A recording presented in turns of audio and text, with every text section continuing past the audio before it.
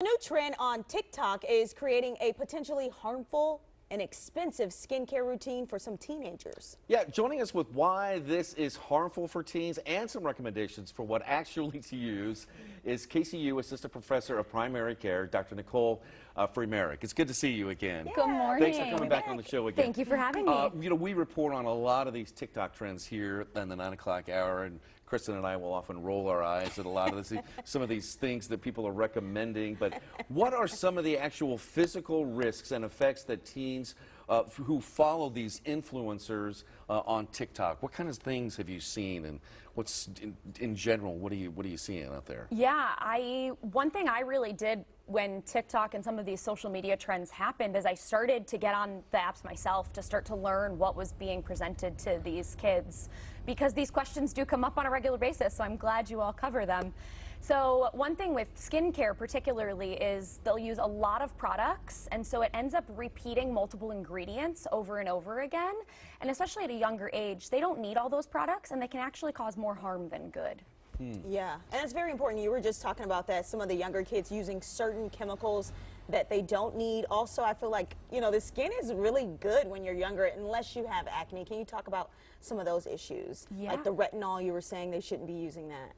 So when they're at a younger age, a basic routine can look as simple as moisturizer, cleansing, and most importantly, sunscreen. Yeah. A lot of those products that we talk about with the multiple chemicals in these TikTok trends, they're using anywhere from 6 to 20 products in one video demonstrating that, and that can be really harmful because those products repeat what chemicals are in those. So like I mentioned before, the retinoid, that's more of an adult needed skin product versus young age. You're right, they're healthy and that skin is better off. And then in addition, some of those chemicals cause sun sensitivity, and what do kids do? They go out in the sun and they like to be outside, and so we want to make sure that they're not putting their skin at more risk for other problems down the road.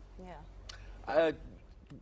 When you talk to people and they're using these chemicals, how can you kind of like change their mind? How can you influence them the other way and just say, you know, there's a better way about doing this. You don't have to follow these influencers here because of this. I mean, do you have to have like you have to have like an honest conversation with them, I would imagine. I think that's a great question.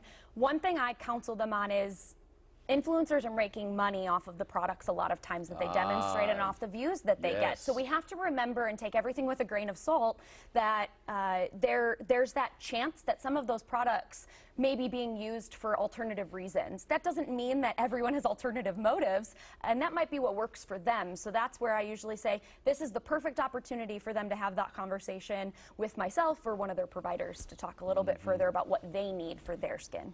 Yeah, and lastly, can we go over the recommendations again for what you think is correct for a young teenager to use on their skin? Like you mentioned, it's like, I see that on TikTok as well, where people are using 20 different products, and I'm like, my skincare routine is a 4-step routine. And also affordability, right, is a huge piece. So I think the basics of a skincare routine in the morning for a teen or a young adult would be moisturizer or a good cleanser followed by a good moisturizer.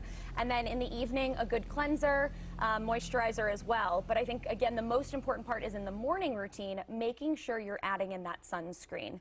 It does not have to break the bank. We don't need to be spending hundreds of dollars on skincare to have a good, healthy skin at those young adolescent ages. I agree. Yeah. Good to get some solid advice for once. Instead of getting it from TikTok, we get it from Dr. Free-Merrick. So, Doctor, great to see you again. Thanks for coming. Thank you so much. Look forward to your next visit.